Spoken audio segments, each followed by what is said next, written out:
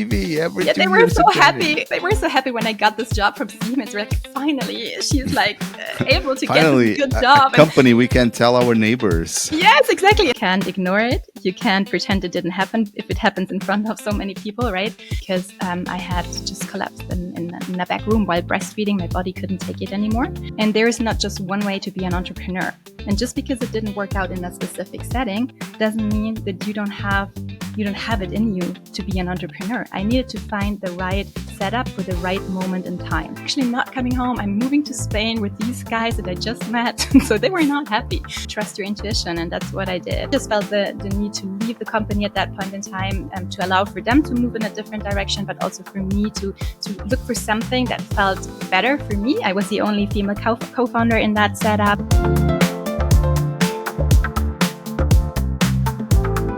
Welcome to the Productized podcast, where we explore the minds of the most innovative entrepreneurs and leaders in product management and design. For our listeners, take the opportunity to learn more about product topics from over 20 speakers and trainers at our upcoming Productized Conference 2024 in Lisbon. It's going to be the 9th edition. It's October 2nd to the 4th, and tickets are still available at www.productized.co. We hope to meet you there. And today, I'm thrilled to have Tanja Lau as our guest. Tanja, she's the founder of Product Academy, a leading organization based in Switzerland that specializes in mentoring programs, coaching, workshops, and in-house training for product managers and executives. Tanja's impressive journey also includes her role as a founding partner and chief operating officer at Flock, at the moment the largest marketplace for online courses in Latin America, and her consultancy work with Unique, where she improved e-business solutions for renowned clients.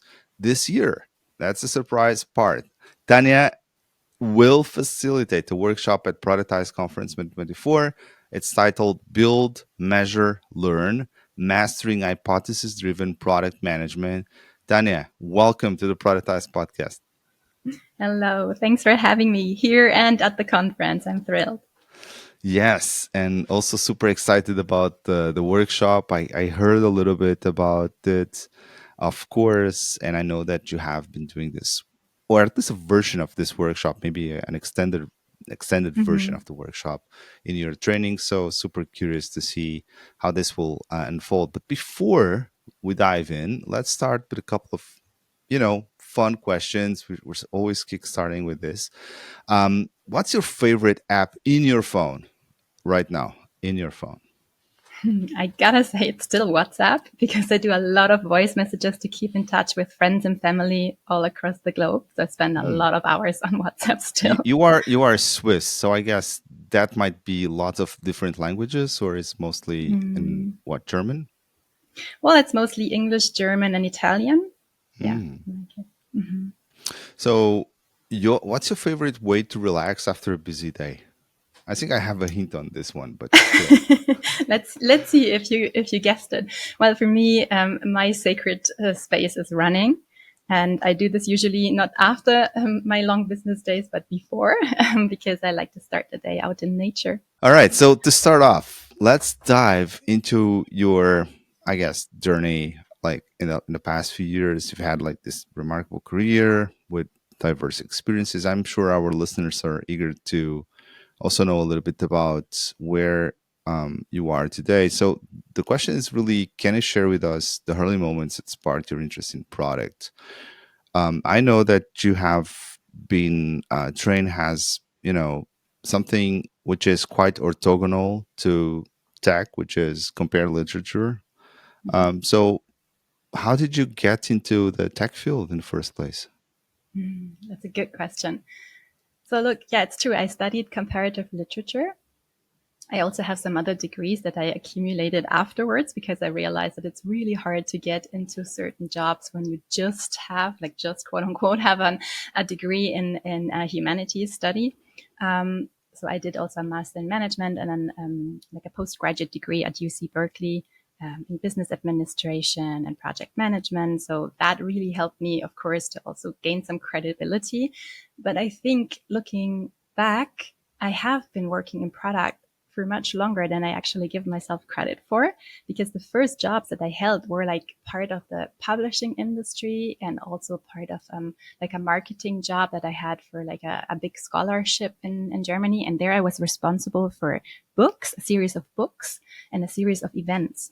And those are product, right? So essentially I was doing product management. I was looking for product market fit. I was trying to secure ROI for the sponsors or for the people who were paying for these products. And that taught me a lot about product management. But at that point in time, I had never heard the term product management. I was not thinking of myself as a product manager. It just started to make sense afterwards. And I ended up in tech. That's a fun story. While I was studying at UC Berkeley, I met a couple of Spaniards, and that was the first time I also got in touch with the ecosystem, the startups ecosystem. Because before that, as a person who studies comparative literature, that doesn't happen automatically, right? And I'm also not part of an entrepreneurial family.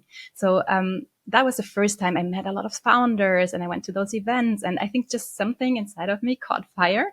And so when these guys said like, hey, we're about to found a company, would you join us? I just said yes. Although I had a job offer already like signed for Siemens to be part of their global talent management, I then decided to do this instead. And I moved to Madrid, and I didn't speak a word of Spanish back then. I just spoke Italian, and I had never been in a real product role. But I ended up being the CEO of this company, and since I couldn't talk to clients in Spanish and I couldn't talk to investors in Spanish, basically the thing that I could help build was the product itself. So I was working with the tech team. They spoke English. So it was the natural thing to do. And I loved it. And so from then on, I was just always part of the product side of things. Although I have to say that for me, like product is not a department. It's always been kind of a mindset. So I think you can hold a very different title and still be a product person. And I think there are much more product persons out there than they give themselves credit for. Yeah, absolutely. And what was this tech startup about? The one That you was, co-founded yeah, in Spain?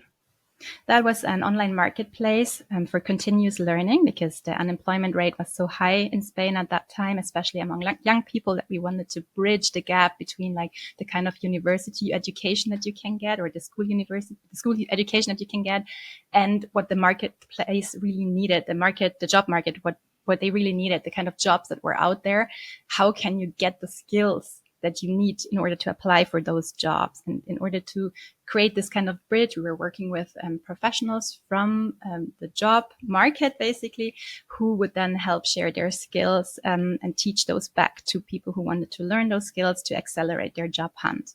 That was the marketplace that we founded there. Did you have product market fit? Did you grow? It did grow. It was then also part of Y Combinator in the US, Oh, and then wow. expanded to Latin America. I have So to you say are though, a yeah. YC alumni yourself?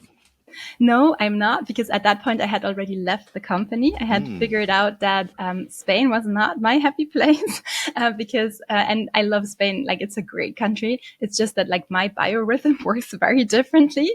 And also, yeah, really, no, Yeah, really, we Spain were is not starting. for beginners. That's true. No, it was really tough for me to adjust, and also like we had some disagreements also on how we were running things, and so I just felt the need to leave the company at that point in time, to allow for them to move in a different direction, but also for me to look for something that felt better for me. I was the only female co-founder in that setup, and I had learned a lot of things about myself that were useful for me to then refine my job hunt and figure out what I wanted to do next. But it was still so valuable to do it there, because it helped me understand that deep down inside, I have always been an entrepreneur, and that I was not afraid of risk, and that I wanted to go down that route. What did you learn about yourself in that experience? I mean, what was Yeah. like, not the extensive learning for sure, but a couple of takeaways that you can share with us that you learn about yourself in that, I guess, very stressful in a way experience. But I think being an entrepreneur is always, Mm-hmm. Yeah. stress mode, as you said. Being in Spain also. Yeah. So for me, I think it was as I said before, that I was able to take risk at that point in my life, although my family was very risk averse. So my dad Hmm. has been in the same job for like over 30 years. And my parents kept telling me, like, you cannot switch employers all the time. Like, this will look bad on your resume. And I Mm. still thought, like, no, this is going to be really So great for you me. have an HR coach in your family, your mom. Well, no, not really, but they You pretended they know, were. what are you doing? You're ruining your CV every Yeah, two years so updating. happy. They were so happy when I got this job from Siemens. They're like, finally, she's like able to get this Finally, good a job. And company we can tell our neighbors. yes, exactly. And then I called my parents from the US, like, no, I'm actually not coming home. I'm moving to Spain with these guys that I just met. So they were not happy. But I think in hindsight, it made sense. And also, like, sometimes if you do things that the outer world does not approve of so much, then you need to be Hmm. really sure that you want to do them and you have thought about it and you trust your intuition. And that's what I did. I think I learned that I can trust my intuition. That was one of my big learnings back then, even though in the first place, it was a hard experience for me and maybe not the one that I had expected. I'm still so glad that I did it. I learned that I can be resilient, but that I also know where my boundaries are, like health wise, Hmm. but also like in like the quality standard that I want to set. Different aspects, like where I really could feel like, okay, here I'm overstepping something that is important to me, and I want to reassess and see how I can do something else that feels more like it's me, And where I that's can bring my whole one of the self. Yeah. reasons why you also have founded Product Academy, right? Because that's Mm-hmm. what I heard from other interviews. You wanted to work. So you basically built the dream job that you were trying to find in industry somehow, right? Of course, you also related a lot with the problems that struggling product managers were having about imposter syndrome and how Yeah. to bridge the gap between the job and the learning. But Yeah. tell us a little bit about that story, Mm. about the Well, initial days between of Product Academy. in order to do that, I have to go back a little bit because in between this first startup that I co-founded in Spain and the moment that I went into my solopreneur journey, a couple of things had happened. I had gone back to Munich and joined an incubator there. So I had learned how to scale companies in a structured way with access Hmm. to shareholder money, not just bootstrap. And then I had moved to Switzerland, been in consulting, and then I was recruited for a joint venture, a startup that was really hyped in Switzerland between two big corporations. And I had learned what it's like to build and scale a team when you have a lot of money. Because before that, I always thought like, my only problem is that we don't have enough money because we're constantly looking for the next funding round, or we're self-funded, and you could never spend enough time on the product because we always thought like, oh, we just need to get more money, right? But this was a very interesting experience because then I realized if you have a lot of money at your disposal, and it was the case, like we were talking millions from the beginning, Hmm. um, it can also make you slower. It can lead to decisions that are not so helpful because you maybe get lazy when it comes to validating your assumptions because you just think you don't need to prove it to anyone. You already have the funding secured, or maybe you don't have people in your shareholder board that are investors, but they are rather like managers of those two joint ventures who look at this very differently or even have conflicting goals. And also it attracts different people because you are able to maybe pay higher salaries and you don't have equity. Like it's a very different setup, right? It was very interesting to see what happens. And I learned a lot about premature scaling and that you should avoid it if possible. And having more people does not necessarily fix all of the problems, right? So Hmm. all of that went into my learning curve between this first startup and then founding my own business. So I have been an entrepreneur in different settings, from bootstrap to incubator to joint venture, and then I became a solopreneur. And I think this is something that I also believe it's true for product people. There is not just one way to be a PM, and there is not just one way to be an entrepreneur. And just because it didn't work out in a specific setting doesn't mean that you don't have it in you to be an entrepreneur. I needed to find the right setup for the right moment in time. And so looking back at this moment where I started Product Academy, I also had my first child in 2016. Mhm. And at that point in time, I was still in a head of product role at this joint venture. I was leading a team. I was commuting back and forth between Bern and Zurich, which is like a 1 hour commute every day. And I had a kid at home that barely slept. So I Mhm. was really in a difficult place because we were expats, or we still are expats here in Switzerland. We don't have a lot of family around that can help. So I was Where are you stretched thin. from? Munich. Yeah. Oh, you're German. Okay, I always I'm thought you half were German, Swiss. half Italian. Yeah. So I ended up in the middle between Munich and Genoa Okay. somehow. and, and Switzerland is my home now, but still we don't have a lot of people here. I underestimated how it would be to raise a kid that is highly sensitive, that doesn't sleep a lot, Right. in a setup where you're also in a very demanding role, and not just in terms of how many hours you work, but also the whole process of establishing product at this joint venture was in a very early stage. They didn't know what product was. They didn't even know what it was when they hired me. They just said, like, you should come and join the team. And I told them I will join, but only if I have a product role. And it didn't exist on the org chart. So they built it into the org chart afterwards, but it hadn't sunk into the DNA of the company what product was. So I was constantly fighting for Which like is what.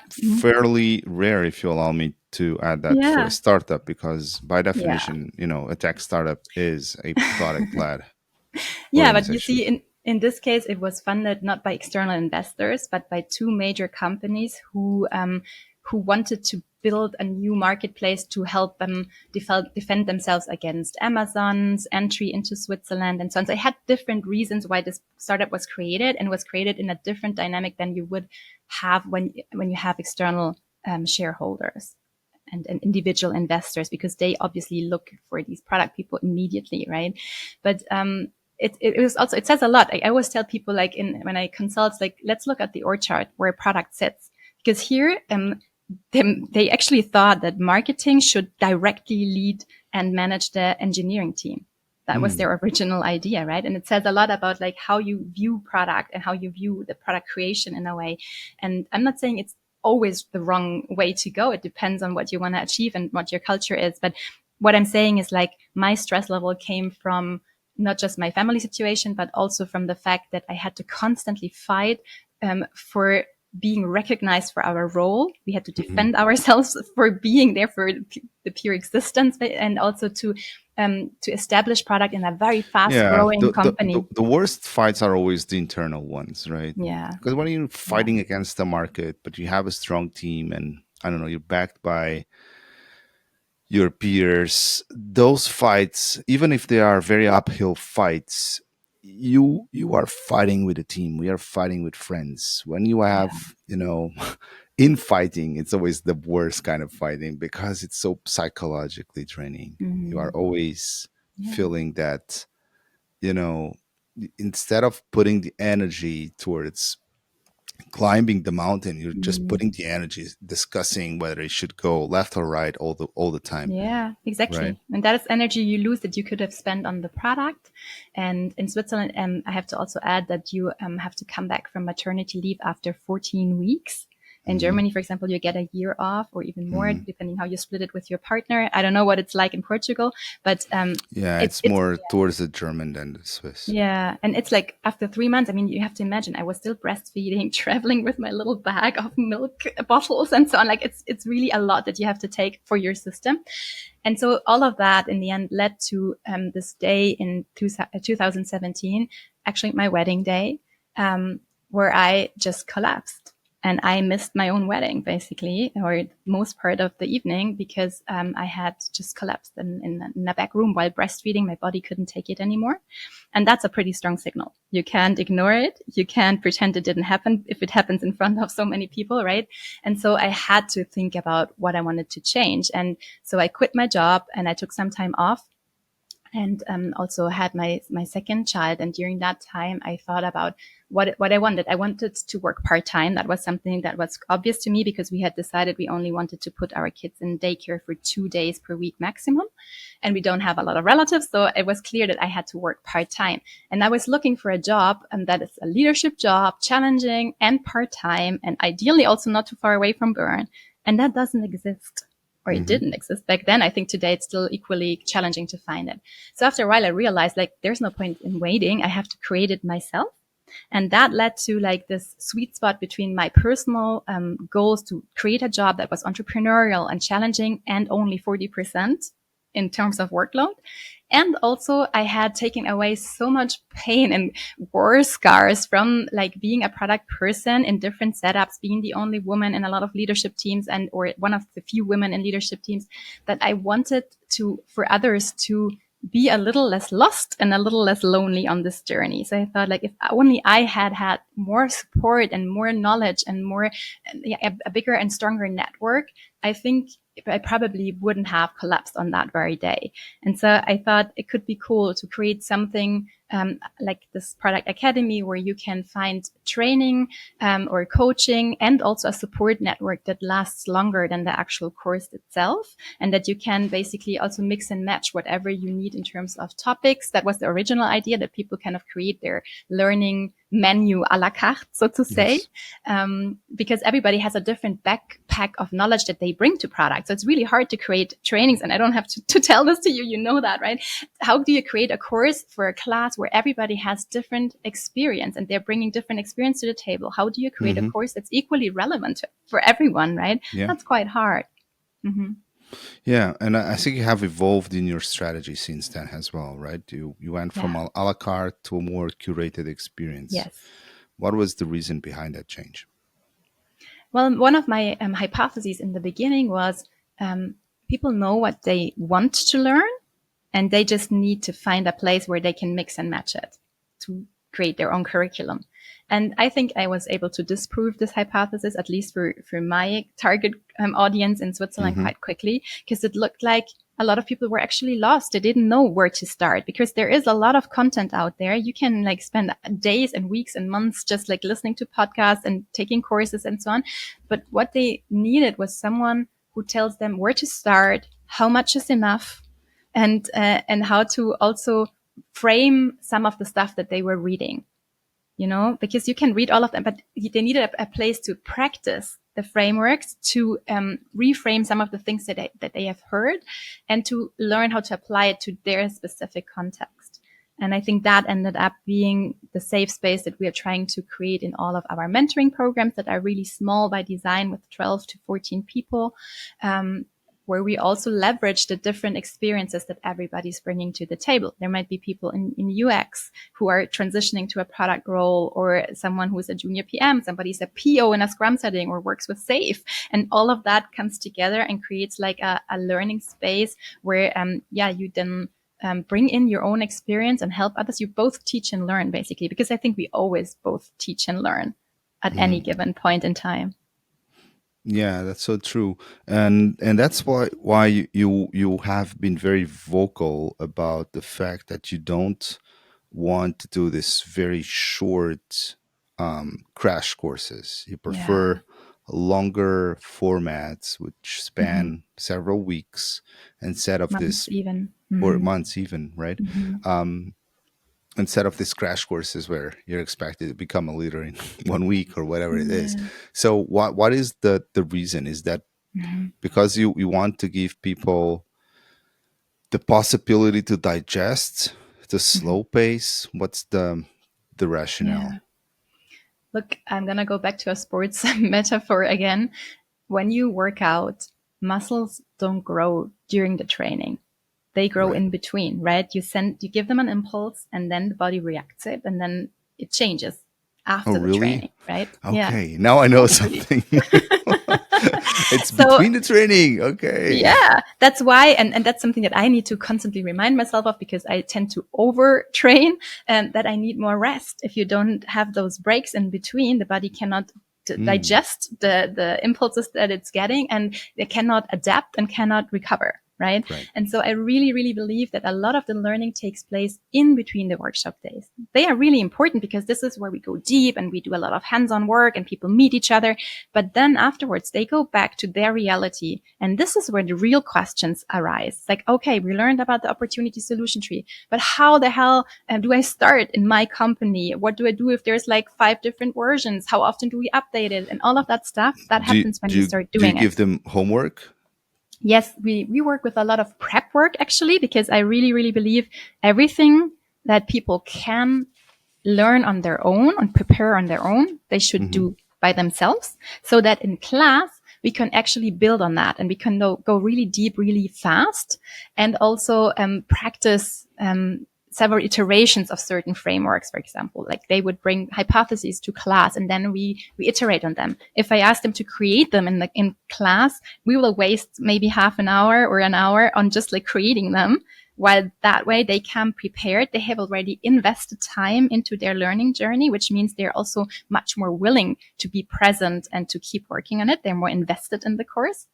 And also you can adapt to different paces because they do the prep work individually. So one person might maybe just skim an article because they're very familiar with, like, I don't know, Scrum principles. And for another Hmm. person, this is the first time they read about this, right? So they Right. will have different paces. But my expectation is that when they come to class, we have leveled the playground a bit and we can then start from there.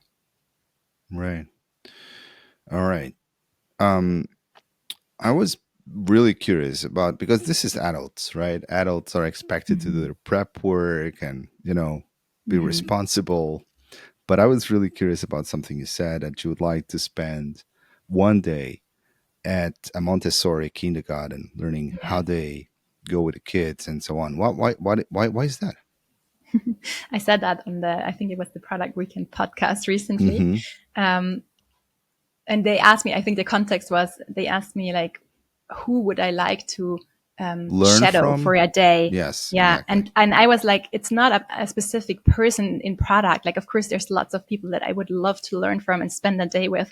But I think sometimes we are kind of in this bubble in product where we always hear from the same people and where we kind of also sometimes lose sight of like the bigger picture. And I'm a very holistic person, and I like to learn a lot of different things from different fields and combine them. Maybe that's because of the comparative literature thing that I also think in metaphors and so on.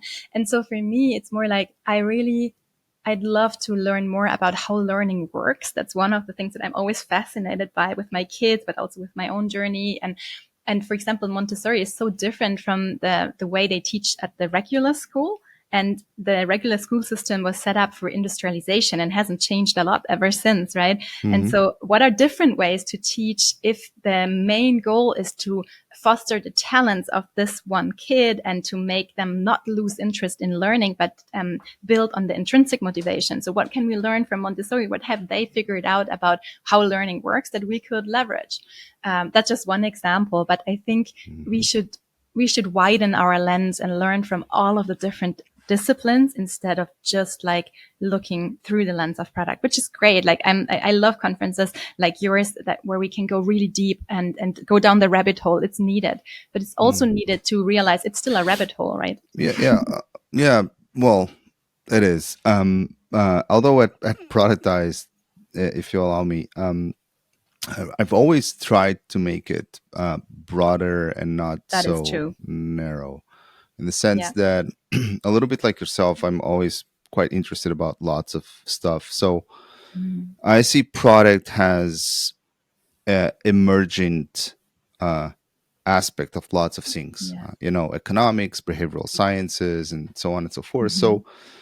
So excluding good voices, it's Mm-hmm. it doesn't make any sense, just because you have these people here that are product experts or gurus or whatever it is. Mm-hmm. So but coming back to the Montessori thing, what is stopping you from knocking at the door of a Montessori school or whatever? Maybe in Switzerland this would be a very cringe thing to do, I don't know, but here in Portugal I don't think that'll be such an awkward thing to do, and asking, oh, can I shadow you guys for one day or something like that? Yeah, no, nothing is stopping me in the sense of I could totally do it. I have even done some research on Montessori because I was even considering it for our kids. It's Hmm. just like we don't live in Bern, but outside of Bern, and there is Hmm. no school really close by, so there's a bit of logistics involved, I guess. Um, for me, I'm currently rather doing more like a field study of like really closely observing kids around me when they are in their natural free play. and Hmm. how do they do that. So it's less like I'm going to the school, although it would be a great idea to do it one day. But you can also learn a lot from observing free play. Free play, absolutely. Mm-hmm. It's such an important thing, Mm-hmm. and so underrated for so many years, right? The right for kids to play and to, Mm-hmm. just have fun on their own terms, and yeah, destroy the house Yeah, they do. sometimes. No, let's give them space to do that as well, within some boundaries. Okay, so you have also been very vocal about this, very vocal, and not just vocal. You have been a practitioner of very strict self respect towards personal time vis-a-vis, work time. And when the first time we talked, I think was during the pandemic, I don't know, Mm-hmm. 2020 or 2019, Mm-hmm. or maybe it was 2020. And you told me about how you were working 2 or 3 days per week. Now I think you have even gone more radical and you're doing two Yeah. days per week. How does that work? Because for most people, 5 days don't seem to be enough. So I know Yeah. you're super organized, and you say no to lots of things, but still, Mm-hmm. can you just share Mm-hmm. what does a week look to you? Mm-hmm. So when I started, we had this idea that we would have these 2 days where the kids would go to daycare, and those were my work days. So usually it was a full day and 2 half days. And actually, it still is like this until today. Um, Although I have to say that I'm used to work like a rough 16 hours per week in the beginning. It's not evenly distributed across the entire year. And I think that's one of the secrets is I really believe in like a cyclic nature of humans, right? We're not robots. We're meant to like always deliver the same things at the same pace. So for me, my year is very different in terms of dynamics. I have a lot of workshops and courses in the spring and in the fall. In the fall, also a Hmm. lot of conferences. In the Hmm. summer, I always take the summer off. I was just telling you before we started the Yeah. recording, I always take like at least 5 to 6 weeks off, sometimes 2 months. Last year, we went to Bali for 2 months with the Hmm. family. And I take off the entire summer to recharge, but also to spend time with the kids because they have 14 weeks of vacation throughout the year. We don't have anyone to take care of them. And I also want to spend time with them as long as they'll have me, because soon enough, they will be very, very embarrassed by their old mother and they will no longer want to be in the same room with me. So as long as they'll have me, I enjoy being with them. And Hmm. so over across the entire year, I think it's even less than 2 days. Plus now I'm doing a lot of the sports training in the beginning of the workday as soon as the kids leave the house. So I usually don't take any calls before 10. And that's also like taking away or eating away from my work time. So I think I'm working around 12 hours per week. And of course, there's like some weeks where I have a lot of workshops and I'm traveling, for example, for Just Eat Takeaway. Then I'm traveling for 2 days, 2 consecutive days of workshops plus travel time. And there I work more, of course, but there's other weeks that I just work even less. Right. So that's like just to say like how my work is distributed. It's usually one full day and 2 half days in the work week because I need a full day for my workshops. And, yeah, I don't know. Like you said, prioritization, that is one of the key things, like that I'm really strict on this. And even though now the kids are going to school every day because they're in kindergarten and in second grade now, the additional mornings that I gained, I didn't use them for work. Like on Wednesday, I currently go on for a 30K run that takes 3 hours, right? So that's my morning on Wednesdays. And Hmm. of course, I do listen to a lot of podcasts during that time. So the question Right. is also, how do you define work? Is it work when I'm running in a beautiful scenery and I'm also listening to a podcast that is work related? Is that work or not? So it really also depends on how we define it, right? For me, the lines are a bit blurry, but I can say I'm very strict about how much do I work at my desk and when do I give my availability to other people for Hmm. meetings and so on. That is very, very limited. Yeah. Hmm. Yeah, got it. And yeah, and would you recommend this kind of setting to more? Are you evangelizing this as a way of living, or this works for you and that's it? And you're a very special circumstance, so you don't think that this would scale to a lot of people? I think there are some prerequisites that help me make this a successful setup for myself. One of them is that I'm a very introvert person, so I like to spend a lot of time by myself. Not Hmm. everybody is like that, right? So for me, like I work best when I work by myself because I'm faster. I usually know what I want to do. I don't need a lot of input to get going, right? I don't need anyone to motivate me, and I have been motivated every single day since I started this company. So that is something that I don't need. Others need that maybe. So for them, they need someone to be with them at the office, just like because it's more fun for them. I enjoy all of the workshops, but I really enjoy also being at home by myself and for me, the freedom is really, really important. So I'm willing to sacrifice, for example, a higher salary for the Hmm. freedom to do whatever I want with my time. You know, and those are kind of questions that you need to ask yourself. So it's not like I'm saying this is for everyone. It depends on how much do you enjoy working by yourself, how important is freedom to you, how are you optimizing for money or for something else. For me, like it's joy at the moment. We're optimizing for joy as a family and not for the highest Joy profit. has a family. I think that's a really important Mm-hmm. thing, right? Because you're not optimizing for joy for yourself and the Mm-hmm. individual. You're optimizing for joy has a family. Yes, yes, that is true. And I also learned it the hard way that if I don't optimize for my joy in the context of having a joyful family, the family will also not be very joyful. Mhm. I used to What like is be your family joy North Star? well, for us, like we did do family OKRs for a while. I Honestly, bet you do. I'm I not bet you kidding. do. Yes, it's true. We're nerds, so it's true. My husband is an engineer, and I got him on the train for like family OKRs. There were not like OKRs by the book, but we really had a couple of like we sat down and we set our like family vision, and like then we broke it down to like different steps in our or milestones for the next couple of years or decades, and then we had different areas, like for example, for us individually, but also for us as a couple, like how happy are we as a couple, but also Mm. health wise and financially and so on. And we sat down every Sunday and checked in on these different categories. Like, are we okay? Are we building up debt in certain categories? Is there any red flags there? And it helped us a lot. And so I cannot give you like, sometimes we even counted like how many meltdowns every family member had during that week as like a measuring stick. After a while, we just had the conversations without trying to measure anything in particular, but it's more like a traffic sign, a Mm. traffic light. Sorry, traffic light. Is it like green, red, or yellow? So you don't necessarily have to measure everything, but it's good to know like I'm in the red zone for like 3 weeks in a row. Health wise, we need to do something about it, right? So this kind of thinking helped us as a family to talk about important things. And for us, it was mostly my husband and me in the first years. But now we do this every Sunday with the kids too, and they can bring in Wow. like ideas and yeah, it's quite fun. That's so radical. Doing it with the kids. I mean, I've tried doing Mm-hmm. it with my wife, sort of, but doing with the kids is something I never really considered. So you gave me something has food for thought.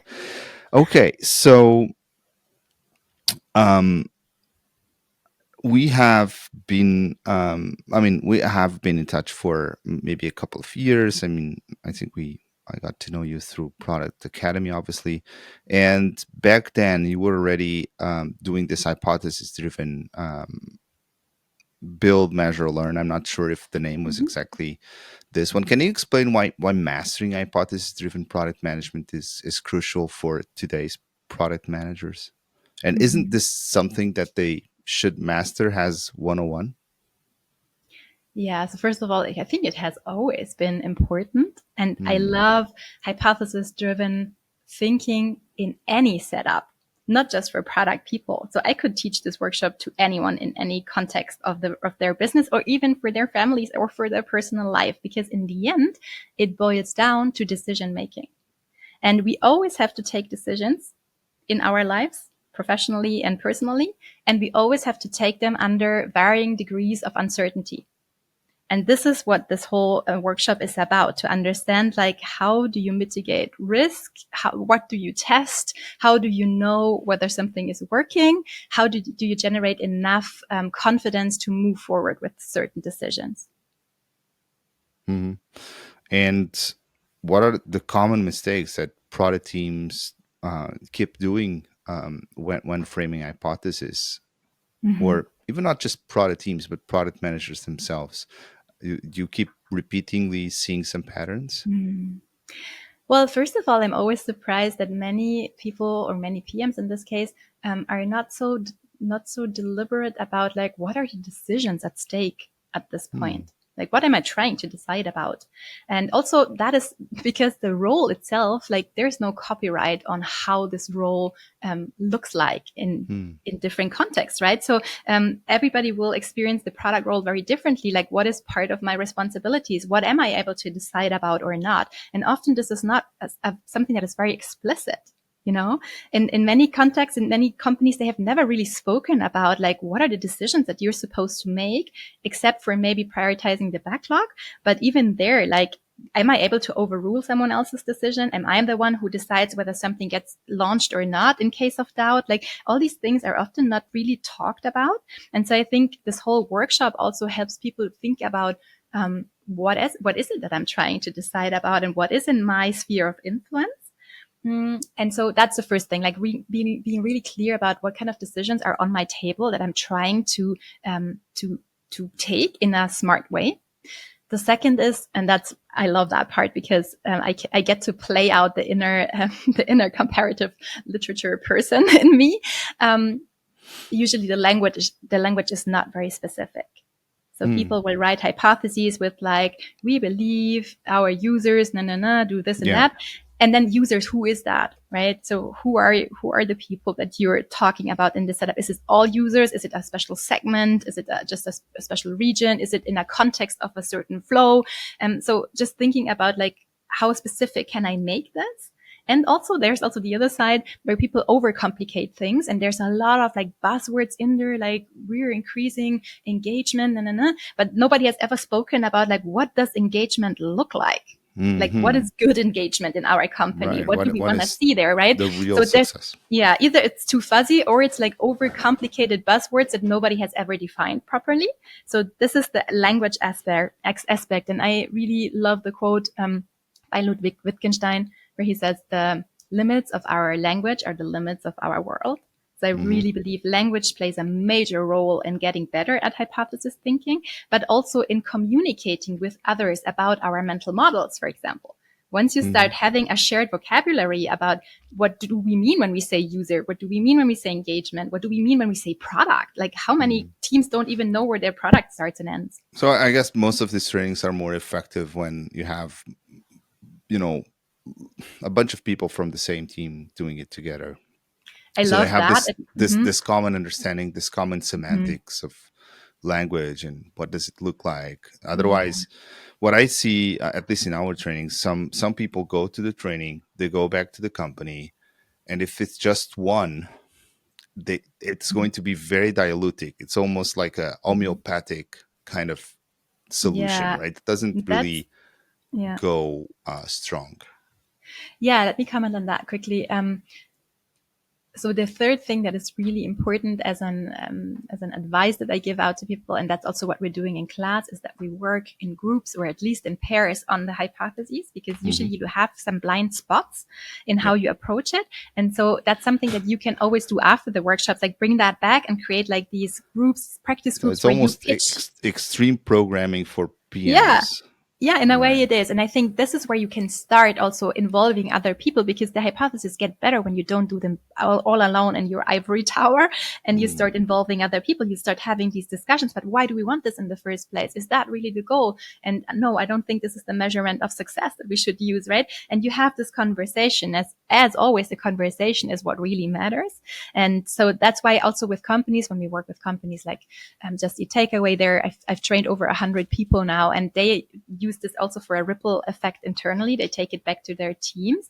But that's, of course, a part that I would like to be involved more if I could. But that's the part where I have to trust that they become like ambassadors of certain new practices and take that into their companies for a ripple effect.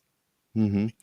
Yeah, just a little bit of a side note. What Mm-hmm. kind of comparative literature did you do? Was it German and something else, or which ones were they? So comparative literature is not bound to a specific kind of literature. I did Hmm. study Italian literature in my second, like in my minor. But in comparative literature, you can compare, for example, a movie adaptation to the original version, or Right. you can, what I did, for example, for some poems by Goethe, that were translated into Italian, I compared the different translations and what they lost or gained in different versions, right? These kind of things. But you can compare anything to anything, right? It can be across medium, it can be across languages. Yeah. Nobody ever asked me that. Thank you. Yeah. I didn't know it either. So thanks for explaining. Okay. So coming back to hypothesis driven product management and the whole workshop that you're also doing at Productized 2024. Um, One of the things that we keep seeing the last few months is arguably, yeah, months is, I would say it's months, is not even years, is the emergence of some AI tools to build hypotheses and help product managers on this on their hypothesis driven approaches. So what are the first steps you think that PMs should do to integrate this new methodology into their flow, or are you very skeptical that these AI tools are actually going to bring something fresh, new, and impactful to the community? Well, there were a lot of different layers to this question, right? Hmm. So, Yeah, but you're an let, expert in comparative literature, so I'm pretty sure you will be able let to me delve into start this one. somewhere and we'll see if we can cover them all. So what can they do to start practicing hypothesis-driven product management? Yeah. I think there are different angles. One is like really being aware as a team about their riskiest assumptions at any given point in time, because this is not an exercise that you only do once, and some companies do that as startups at the beginning. They do this Yes. kind of mapping out the risk and they never do it again. And this Yeah. is a moving target. We have seen that with COVID. A lot of things drastically change suddenly. Sometimes new players enter the market. So at any given point in time, you should be aware of what could kill your business tomorrow. Hmm. And also other like really risky assumptions. So you can spot signals that something is changing in the market and you know what your reaction to it might be. That is one thing. I think the other thing is really being aware of all of the decisions that you're trying to take as a company, like having kind of a decision backlog or a hypothesis backlog where you write down what are some things that we need to gain clarity on, and do this in a public way in your company, right? It doesn't have to be a fancy tool. Maybe you can share what kind of tools you found where people use the A public hypotheses. inside the company.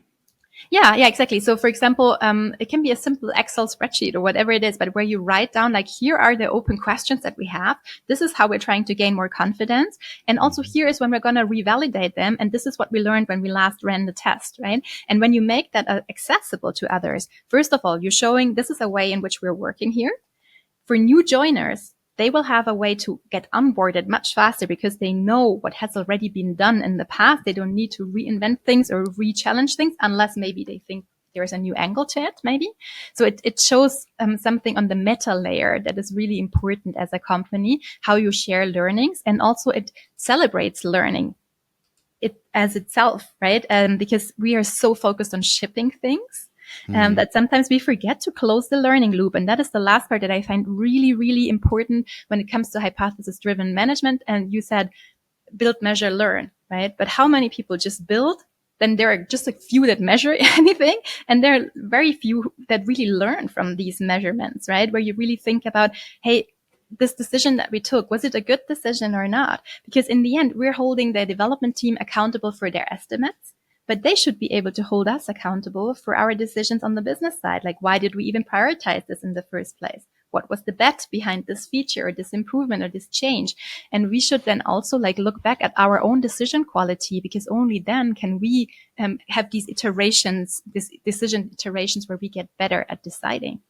Mm-hmm. You know? Do you have any bets or hypotheses in the back of your head that you could give us an example to just to try to make it more tangible for whoever Yeah. is So for example, for listening? Product Academy at the beginning, one of the hypotheses was that I can find enough mentors, trainers, and coaches who are willing to give back to the community, because we have a lot of pro bono mentors. So they have to be high profile, but also willing to trade their time in exchange for like doing something good and getting some visibility maybe. And that was something that I needed to test, right? So I gave myself a certain amount of time to validate, like, how many people do I want to have convinced and on my website by that point in time to know that I can hold up to this side of the bargain, basically. This is one of the things. It could also be something like, I used to have a CPO circle that we're going to revive again, but it was an in-person circle. And I was, one of the hypotheses was people really show up when they register. And it turned out a lot of people did like last minute declines of these meetings, and there's a lot of work to make That's them an even hypothesis happen. you could have in Switzerland, but in Portugal, no one would have that hypothesis for sure, because Yeah, they would know for a exactly. So it's fact also that they would, context. they would Yeah, not. That's a very cultural context thing. It's very context specific. Thanks for bringing that up. If I may, I can inject one more example.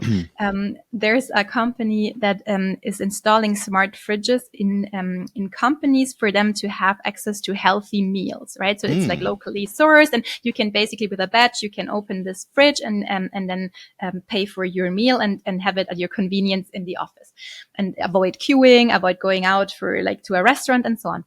So this is a fridge where you can open the fridge just by putting your badge to the device. Then it opens, and basically you could take out whatever you want, right? So Right. in a certain context in Switzerland, like, there's a lot of trust, because even supermarkets leave their flowers outside over the weekend and nobody like steals them.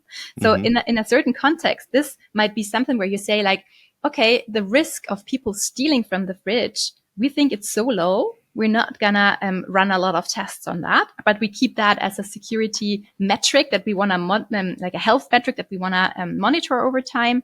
While in a different market, you might maybe think, okay, we have seen a lot of theft from like similar devices or similar contexts, so we are not so sure that we can even run this like profitably, because we risk maybe losing too much when people take more out than they paid for. So let's maybe run this as a test, as a separate test, before we even continue with the setup of our business.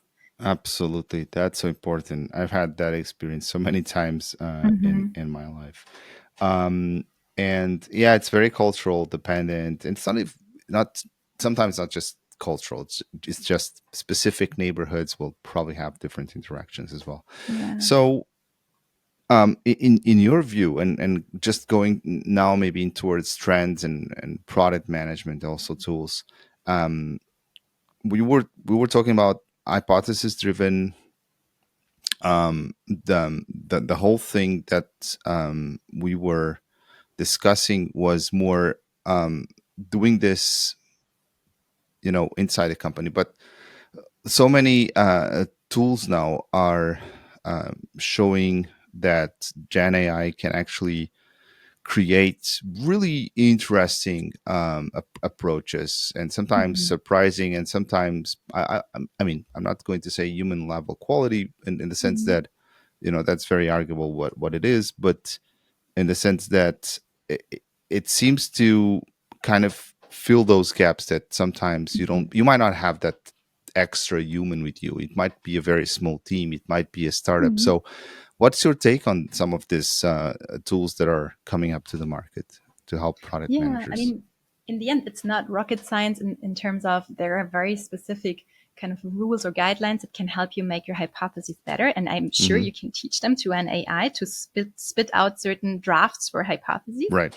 There are two things that I think are important. One is, I think the major skill that we need to get better at when we do prompting with ChatGPT or whatever tool you're using is that we need to give it context.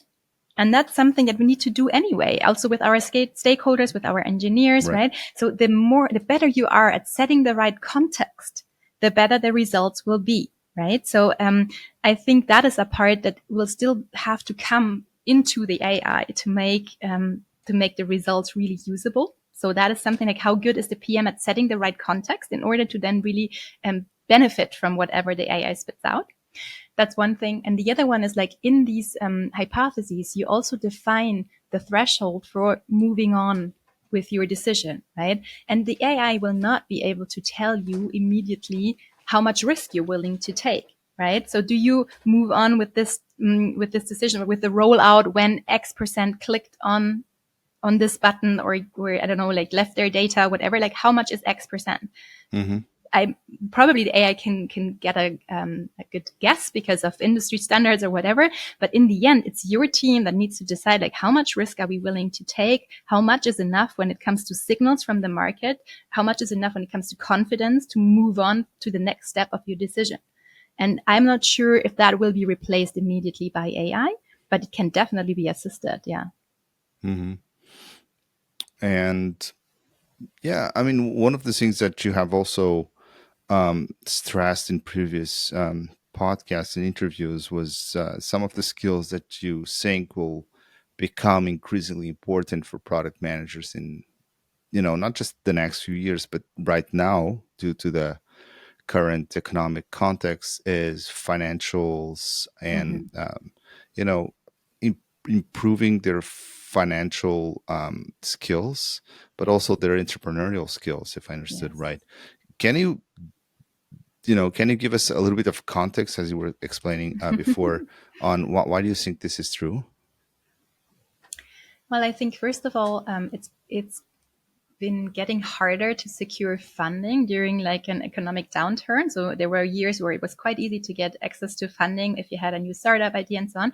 But now the dynamics in the market have shifted quite significantly, and many investors are looking for ROI much sooner. Right. Hmm. And so you need, as a PM, you need to be able to understand how does my product contribute to generating ROI for whoever is paying the bills at the Hmm. moment, especially if you're not self-funded, right? And so I think it's no longer enough to please the customer. It was never enough to please the customer, but there was like this learning curve from like just building whatever and marketing it to like, we need to understand what the customer really wants and a lot of customer centricity. And now there's the other part of the equation where like we also need to understand how this creates value, like economic value in the long run for whoever has a seat at the table. And I think that was the weakest link that I perceived in the last couple of years, and also the one that will help you get promoted and get into leadership positions, because at the latest, when you're responsible for budgets and so Hmm. on, you need to be able to talk numbers. This is the language that you have in common with shareholders, with your CFO. If you don't speak that language, again, the language are the limits of our world. If we don't speak finance, we will not be able to enter these boardrooms. Right, right. And what about the entrepreneurial part of it? You also focus on having entrepreneurial mindset. Why do you think Mm-hmm. that is still missing in the product community to a certain extent? It's always hard to talk about the product community in general because, of course, there's all sorts and all flavors of people. But one thing that I don't like so much is when people constantly complain about everything that is broken and imperfect. Like we don't have enough resources. I'm too stressed out. Nah, nah, nah. I think it's super important to take care of your health. Don't get me wrong. Don't quote me on like saying like it's not important to think about your workload. But what I mean is like I really like it when people are proactive. They're trying to understand what is within my sphere of influence. How am I part of the system, and how am I contributing to the status quo? And how can I move things forward quite fast by maybe taking some risks, but deliberately taking some risks? Those are things that entrepreneurs would do. They operate under scarcity. They Hmm. operate under a certain momentum that they want to create. It's usually like they're trying to act rather fast. They're managing risks very actively, right? And also they have a certain charisma, usually in terms of storytelling, convincing others to come on board, right? Investors, but also maybe team members and so on. And those are all skills that I think are super helpful in this job.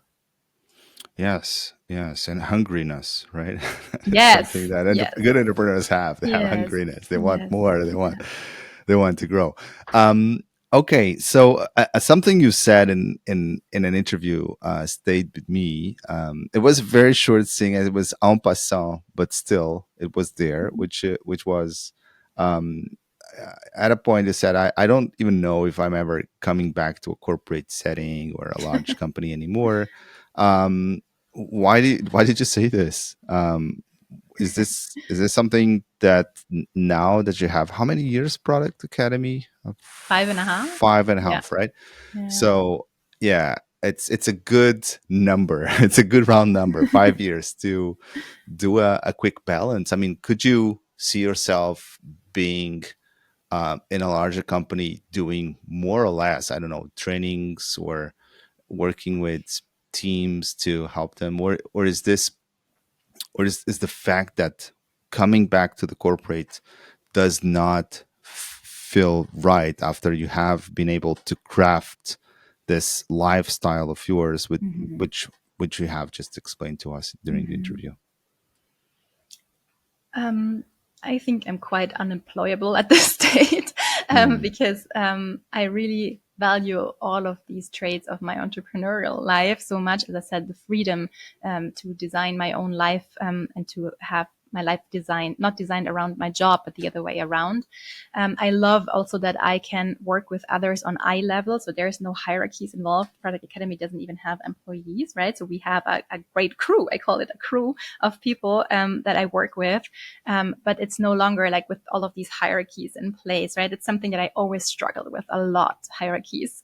And I also think that it's quite cool to maybe also combine different passions in life and have several jobs even. So I could see myself have other jobs in addition to the one that I'm doing right now, because I Hmm. have this other side inside of me, like my inner artist that wants to like, I wrote a children's book that is going to be published in a year, I think. And there's this part of me where I feel Wow. like I could see myself doing more writing or like, I don't know, or be a wilderness guide or, I don't know, do more running in a professional setting with other people together or whatever, right? There's so many other sides of mine that this job would never satisfy. So I believe that for some people at least, the future is more to combine different kinds of gigs or I don't know, like different kinds of jobs or whatever you want to call them, than to go back into a fixed setting. But I have to say, one of the prerequisites here is I have a husband who also has a stable income, right? If I Hmm. was like a solo parent to two children and I had to like provide like for the mortgage and all of the things, right? I might trade some of my freedom for the security of a fixed job. But we've also seen that the security is also sometimes a fake security, you know, because Yes. with all of the layoffs, like sometimes you feel you're more secure in that kind of job. But I felt pretty secure throughout the whole COVID craziness in my job because I knew I Mm. had all of the information. I had all of the strings in my hands. Mm. In other setups, you think you have security, but depending on the regulation in each market, it might not be that much of a security blanket. Where do you think this fear of hierarchy? I'm just using these words, but maybe it's this backlash against hierarchy, rage against the machine comes from. In my personal case, or Yes, in general. I mean in your personal case, that's the one we're talking about. I think that sometimes the way we design organizations is not always set up in the way to produce the best decisions.